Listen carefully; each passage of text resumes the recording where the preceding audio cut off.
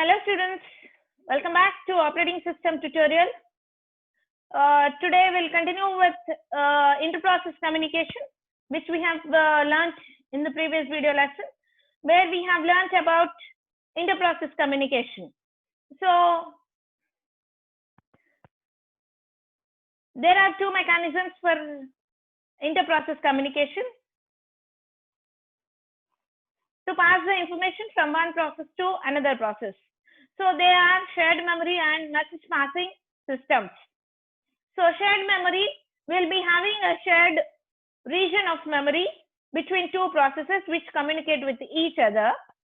So based on that shared region, the two processes will communicate with each other. And whereas in message passing, this is like sending a mail from one process to another process, which is done in the form of messages. So messages will be communicated between two processes. So let's see in depth of these two things. So here I have a figure shown process A and process B sharing the information with the shared region. That shared region is nothing but it's a memory, it's an address space which is allocated with process A. Why? Because process A is initiated the message to process B. So as the process A is initiated the information to process B, so process A will allocate some address to process B. So that address space is allocated from process A.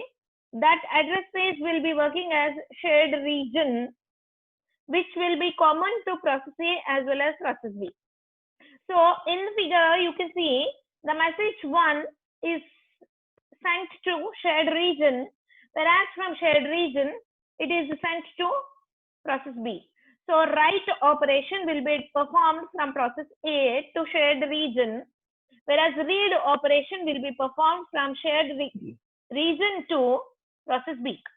So you can see the picture where you can see the shared region between two processes.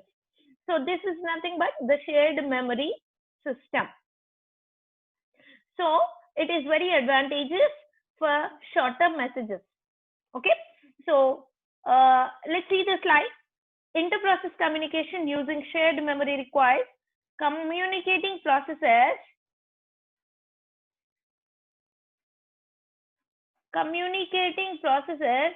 to establish a region of shared memory. Inter-process communication, which is nothing but communicating between two processes using a shared memory, requires communicating processes to establish, that means to make a region of shared memory. So two processes will establish a region of memory.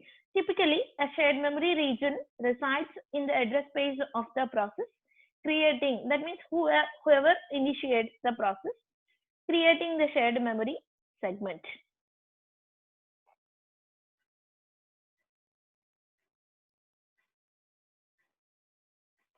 So other processes that wish to communicate using this shared memory segment must attach to it their address space. That means here in this picture, we have seen that process A and process B are communicating with each other. So process A will allocate some address space, whereas process B will attach to it, so that process B can get the information directly from process A. So normally the operating system tries to prevent one process from accessing another process's memory. Actually, they stop each other for exchanging an information, accessing another process's memory. One process's memory cannot be accessed by another process's memory.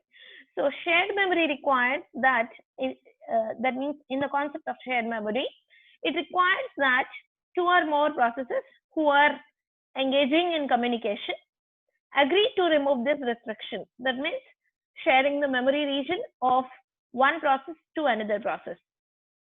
So they must remove the restriction that they must agree that they can share their memories so that they can access the memory. So that is what the process here going on. So here is a best example for shared memory region, that is a producer process and a consumer process. We call it as a producer consumer problem. So in producer consumer problem, there is a rule that when a producer produces, a consumer has to consume. That means when a person writes, process A writes, then only the process B can read the information from the shared region. So this can be done concurrently to make it efficient. To make the process efficient, we make it concurrently. So that is the problem comes in the producer consumer problem. A producer process produces information that is consumed by a consumer process. A first process which produces an information, some kind of information, that is consumed by a consumer process. For example, I have taken an example here. A compiler may produce an assembly code after compilation, which is consumed by an assembler, a middle code. So the assembler in turn may produce an object modules, so which are consumed by the loader. So here the assembler again are working as a producer. So concurrently both are working. One solution to the producer consumer problem uses shared memory. There is a solution for a producer consumer problem. That means here both the compiler as well as the assembler is working as a producer. So consumer also, that means when the compiler is producing, the consumer cannot act simultaneously. So there is a problem. So simultaneously means concurrently. That means the problem arises when producer as well as consumer wants to act concurrently. There comes the problem. So to allow producer and consumer processes to run concurrently, we must have available a buffer of items. We must make it available a buffer of items. That means a set of items that can be filled by the producer and emptied by the consumer. That means the buffer of items which is provided by the producer and which can be consumed by a consumer. So there must be a place where a producer can produce an item, whereas a consumer can empty the items. So this buffer will reside in a region of memory. That means again, this will reside in the shared memory that is shared by the producer and consumer processes. Again, it is shared by both the processes who are involved in communication, right? So a producer can produce one item while the consumer is consuming another item. So the producer and consumer must be synchronized. That means they must be in an understanding so that the consumer does not try to consume an item that has not yet been produced. Which has not yet been produced cannot be accessed by the consumer. Right? So there are two kinds of buffers. I said there will be a buffer where the producer can produce all kinds of information over there. So two kinds of buffers, that is unbounded buffer as well as bounded buffer. As the name indicates, unbounded, there is no limit, whereas the bounded buffer, it's a limit. It's a finite size. So it places no practical limit on the size of the buffer. So the consumer may have to wait for new items because there is no end, both the sides, at the lower end or at the upper end. So the consumer may have to wait for new items. That means he may expect new items will be produced by the producer, but the producer can always produce new items because there is no upper end also. As there is no upper end, so there is no end for the producer to produce the items. So he can always produce the new items. So this is one kind of buffer. Another buffer is bounded buffer. That means it's a finite size. Assumes a fixed buffer size. In this case, the consumer must wait if the buffer is empty. If the buffer is empty, the consumer has to wait. That means no more produced items. And the producer must wait if the buffer is full, because the consumer has to consume the items. As the buffer is already full, the producer cannot produce any more items because the buffer is already full. So that is a condition of overflow, right? So I have given you a simple code for producer as well as consumer. So a producer process using shared memory.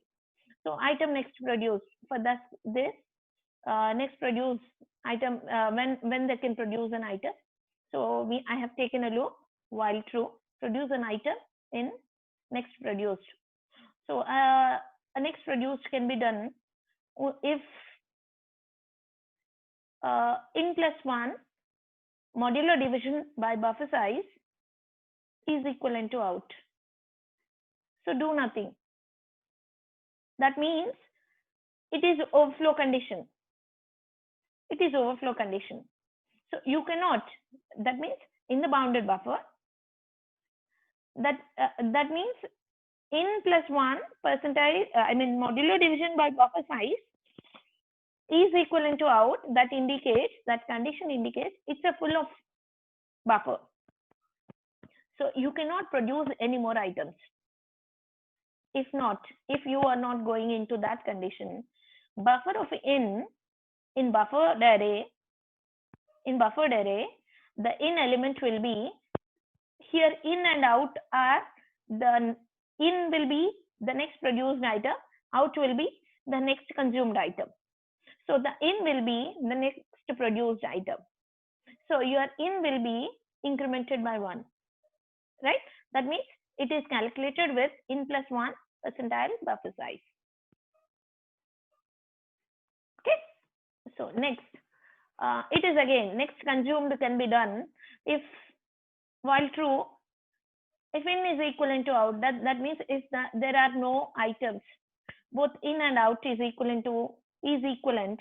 That means you cannot do anything. That means you cannot consume any more elements. It is an underflow condition. So next consumed, if not, that means if there are an out items.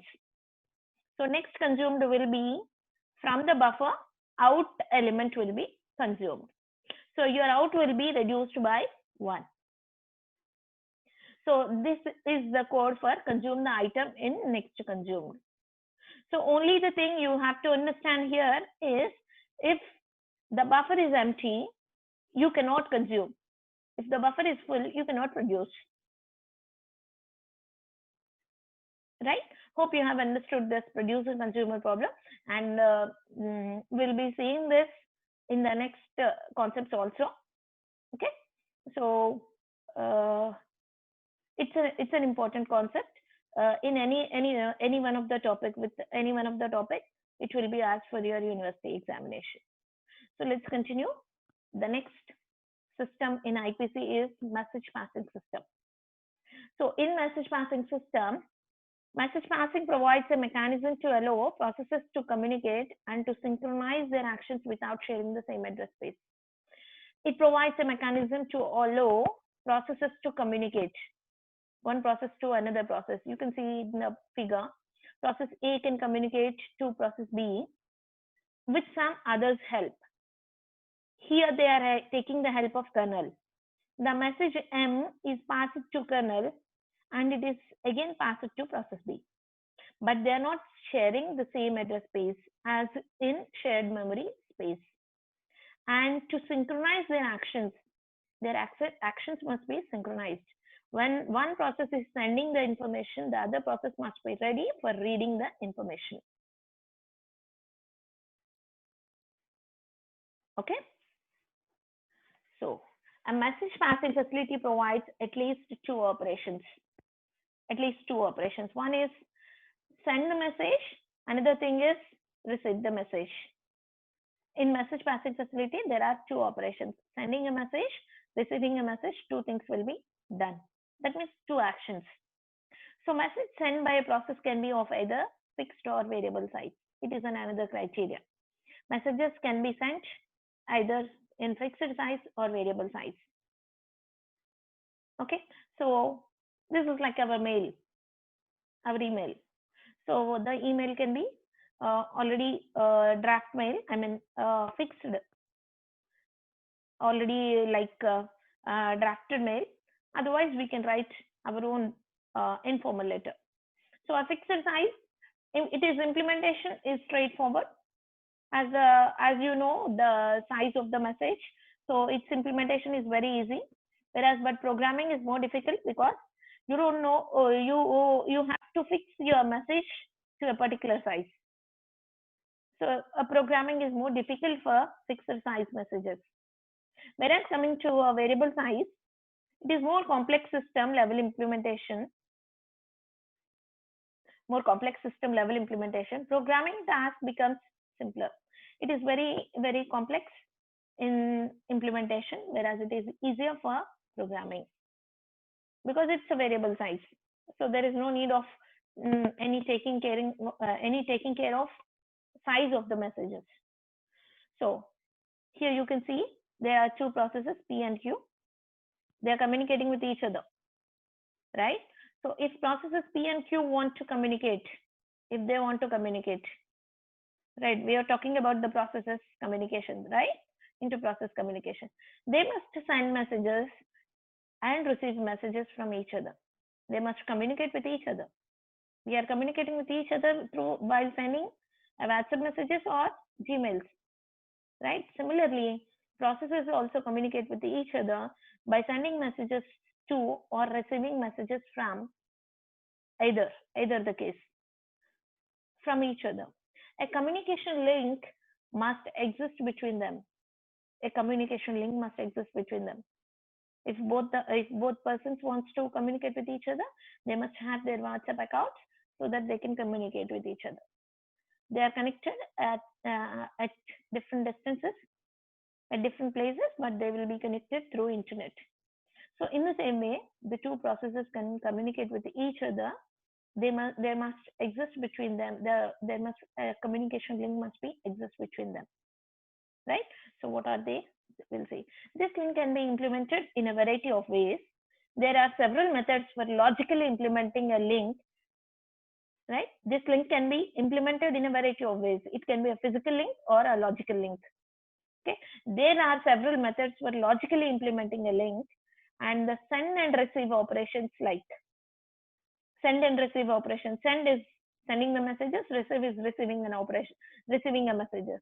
So both the operations will be performed in three categories. That is direct communication or indirect communication, right? Another thing is synchronous or asynchronous communication, and finally automatic or explicit buffering. Either it is automatically done or explicitly done. So these are the three ways of communications will be done. That means send and receive will be done in these three ways. So in this also we have three issues we have to take in care for performing this: direct, indirect, synchronous, asynchronous, and automatic and explicit buffering. So there are these three issues. What are the three issues? Naming, synchronization, and buffering are the three issues where we have to take care about for performing the kind of communications. The three types of communications what we have seen in the previous slide.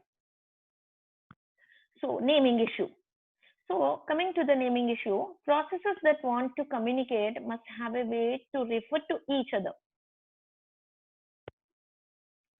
because naming is must. If I am sending a mail means I have to send to some address. So I am sending a message so that the other person will be receiving the message. That means the process A is sending a message to process B. That means the process A and process B are having the names. So processes that want to communicate must have a way to refer to each other. They must communicate from one place to another place. They must refer to each other. That means I am sending to process B and the process B is receiving the message. So they can either direct or indirect communication. We have seen we have three kinds of communications, direct communication or indirect communication, right? So under direct communication, okay, each process that wants to communicate must explicitly name the recipient or sender of the communication. Recipient is the destination who receives the message. Sender will be the sender who sends the message, right? Each process that wants to communicate must explicitly name the recipient or sender of the communication. So in this, we have symmetry in addressing about sender and recipient. So symmetry indicates both the sender as well as receiver in send and receive messages. So you can see the example here, send of P comma message, where P is the process who receives the message, receiver. Here the along with the send message, I am telling that P is the process who is going to receive my message, and this is the message. And whereas when I write a command like receive followed by Q comma message, where Q indicates a sender who is going to send me, receive a message from process Q. So from where I am getting the message. So it is another issue, right? So it is a symmetry in addressing, because here I am telling about both sender as well as receiver, right? I am telling the naming of both sender and receiver, whereas I have another issue where I don't have the sender's name. So it is called as asymmetry in addressing. So while sending the message, it tells to whom it is sending the message. While receiving, it does not know from whom he is getting the message. So it just provides an ID of the message. So it receives a message from any process. Any process can send a message. So each process will be ready for receiving a message. So it is called asymmetry in addressing. So this is done in direct communication, where we will write directly the naming or the address of the process who is going to receive our message, and from where we are sending. That means simply it explicitly tells about the sender and the receiver of the messages. Okay. So the other case is an indirect communication. So the messages are sent to and received from mailboxes or ports. Ports are nothing but the network ports. Two network ports can communicate with each other, right? So the messages are sent to and received from mailboxes. So they don't directly send from process A cannot send directly to process B. Process B cannot receive any message from process A directly. So they both take a help of some mailbox, like our post box, where we share our information. Okay, so process A will send the message like we have seen in the picture. There will be a kernel where message will be coming to the kernel. From kernel, it is going back to process B. So each mailbox has a unique identification. There may be any number of mailboxes, any number of, and that means n number of mailboxes can be available, and each mailbox will have a unique identification, right? Like I have Gmail account and Yahoo account. Each Gmail is different, whereas Yahoo is different. So a process can communicate with another process via a number of different mailboxes through different messages. Simply, I can say a message can be sent to a normal message or through a WhatsApp message. But two processes can communicate only if they have a shared mailbox. If only they have both share the same mailbox, then only the two processes can communicate with each other, right? So simple difference is one process can send the same message to different mailboxes. One to many is possible, but when two processes wants to communicate with each other, they must share a common platform where they can share the message, which is nothing but we are calling it as shared mailbox. a common mailbox. Okay. So send a comma message. So send a message to mailbox A. Here I'm not naming to which process or to which process. I'm just telling to which mailbox. So I am sending this message to mailbox A. And another thing, receive. Receive a message from mailbox A. From which mailbox I am getting this? That means same mailbox A, I am sending and receiving the messages. So here comes another question. Now suppose that processes P1 and P2, P1, P2 and P3 all share mailbox A. Suppose P1, process P1 sends a message to A. Process P1 sends a message to A.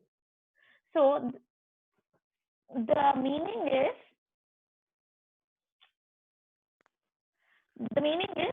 so it says send P1 to A,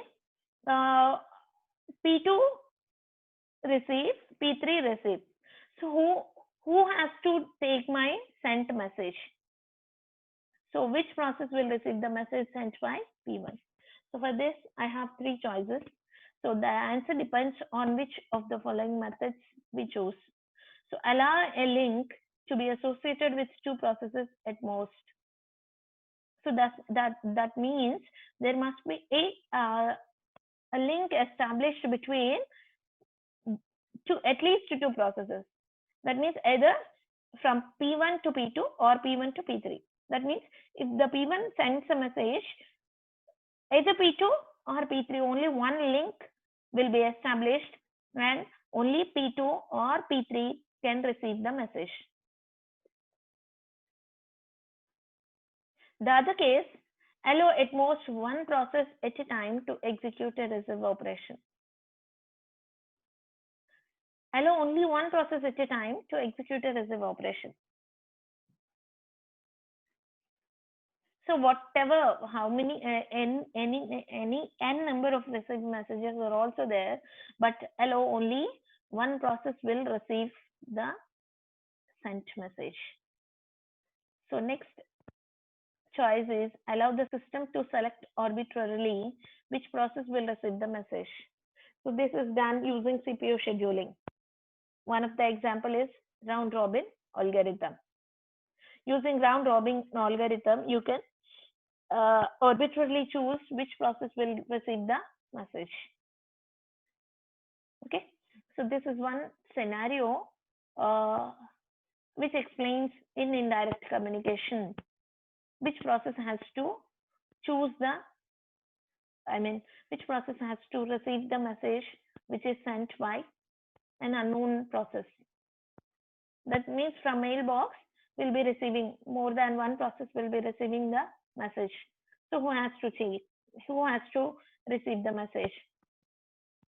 For that, we have three options. Either the link must be established between two processes, or at a time only policy matter. It has to allow only one execute at a time, or it is scheduled to arbitrarily give to anyone. Okay, we were talking here only P2 and P3. It can be any number of receive processes. Okay. So that was about your direct and indirect communication. In that, naming is a problem. So next thing is synchronization. So in message passing, maybe either message passing can be either blocking or non-blocking. Okay, the processes may be blocking or non-blocking. So also known as, we call it as synchronous and asynchronous. In the first slide, in the previous slides, we have seen the communications can be three types: direct, indirect, or synchronous, asynchronous, or automatic or explicit buffering. In that, we have to see the synchronization, buffer, and naming conventions, the features like this. So here, I want to say only the four cases. Message passing may be either blocking or non-blocking. Also, we call it as synchronous and asynchronous. That means with understanding or without understanding. So the first case, blocking send. So send with synchronous. So the sending process is blocked until the message is received by the receiving process or by the mailbox. Until the receiver gives a signal that I am ready to receive, the sender will not send any message. So they both are in synchronous. The sending process is blocked. The process A will wait. That means blocked means it will wait until the message is received by the receiving process or by the mailbox. Until it gets a signal that the receiver is ready for receiving. So non-blocking send, the sending process sends the message and resumes the operation. That means it's a repetition. There is no synchronization between sender and receiver. So it is a synchronous send, whereas blocking send is synchronous send. And blocking receive, the receiver blocks until a message is available. Until there is a message, the receiver will be in the blocked state. So it is again in synchronous state. It is a synchronous communication. In non-blocking receive, the receiver retrieves either a valid message or a null. It can receive any kind of message. So the receiver retrieves either a valid message or a null. Okay. So it's an asynchronous. So last and the final one, buffering. It can be automatic or explicit buffering. Explicit is nothing but forcibly doing. So here comes, we'll see with the buffers, where it can store the messages which is sent by the sender process. So the buffers can be three cases again here. We have three cases again. That is, one is zero capacity, bounded capacity, unbounded capacity. So the first case, zero capacity. So we'll be having a buffer queue. Buffer is nothing but the temporary storage. So here we are calling it as a queue. I will call it as message queue. So the queue has a maximum length of 0. That means though it does not store anything here. Thus the link cannot have any messages waiting in it. So as its length is 0, it cannot have the messages waiting in it. In this case, the sender must block until the recipient receives the message. Because the sender has to block, because only one message has already sent. So until the receiver does not receive the message, it cannot produce any more messages. It cannot give any more messages, as the buffer cannot, that means the queue cannot hold the messages. Right? So next is the bounded capacity. The queue has finite length n. It is a bounded queue. Thus, at most n messages can reside in it. Maximum only n number of messages can reside in it. If the queue is not full, that means if the messages does not reach to n, when a new message is sent, the message is placed in the queue and the sender can continue execution without waiting, because it has a size. The link's capacity is finite. That means the queue's capacity is finite. However, if the link is full, the sender must block until space is available in the queue.